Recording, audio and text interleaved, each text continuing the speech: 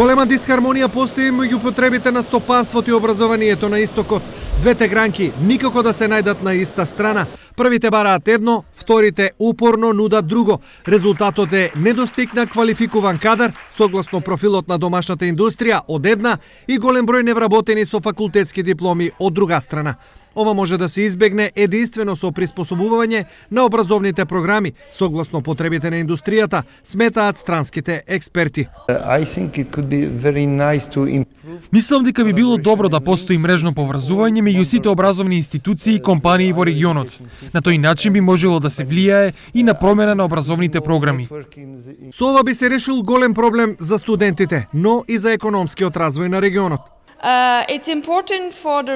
Усогласеноста на образованието и стопанството е многу важно, не само за градот, туку и за целиот регион. Ова значи и поголема работа со самите студенти. Мојата работа е да им помогнам на студентите да научат повеќе на оваа тема, да бидат сигурни дека добила соодветен тренинг, соодветни компетенции, соодветни знаења, за да имаат можност да најдат вработување.